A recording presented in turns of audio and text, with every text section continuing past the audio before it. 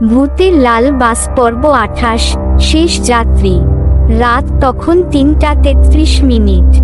শহরের রাস্তা একেবারে নীরব, চারদিকে একটা থমথমে পরিবেশ।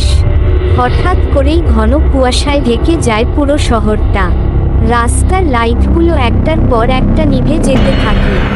লাল বাসটা যেন অন্ধকারকে চিরে একাই এগিয়ে আসছে। আজকের যাত্রী একজন অচেনা বৃদ্ধ। নাম তার হারুন আলী। বয়স প্রায় ৭০ ছুঁই ছুঁই। বাস স্ট্যান্ডে দাঁড়িয়ে থাকা অবস্থায় বাসটা যেন হাওয়া থেকে হঠাৎ করেই হাজির হয় তার সামনে। বৃদ্ধ আর দেরি না করে উঠে পড়ে। বাসে আজ কোনো কন্ডাক্টর নেই, নেই কোনো যাত্রী। শুধু একজন চালক বসে আছে, যার মুখ কালো হুডে ঢাকা। হারুন সাহেব আস্তে করে বললেন, ভাই, শহীদ নগরে যাব। চালক কোনো উত্তর দেয় না। বাসটা ধীরে ধীরে চলতে শুরু করে। কিছু দূর যাওয়ার পর হঠাৎ করেই বাসের জানালার কাছে ধুলোমাখা হাতের ছাপ পড়ে।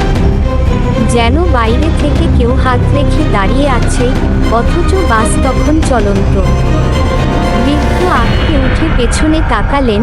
একটি মেয়ে, সাদা জামা, খোলা চুল, মুখের এক পাশ ঝলসে গেছে। সে চুপচাপ বসে আছে পেছনের সিটে, অথচ কিছুক্ষণ আগেই বাস একেবারে ফাঁকা ছিল। বৃদ্ধ ভয়ে কাঁপতে থাকেন। তিনি সামনের দিকে এগিয়ে গিয়ে বললেন, ভাই, নামতে চাই।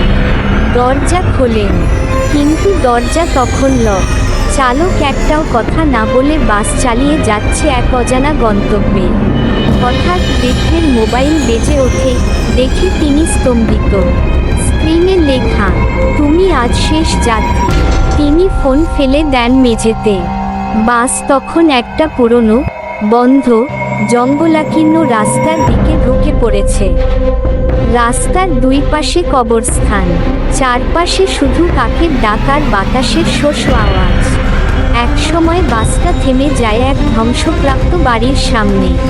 দরজা খুলে যায় নিজে থেকেই। চালক হুড খুলে মুখ ঘোরায়, তার মুখ নেই। একেবারে ফাঁকা, শুধু গভীর কালো গর্ত। বৃদ্ধ দৌড়ে নামার চেষ্টা করেন, কিন্তু নেমে দেখেন তার পা কাদার মধ্যে আটকে গেছে, আর পেছনে সেই পুড়ে যাওয়া মুখের মেয়েটা দাঁড়িয়ে আছে।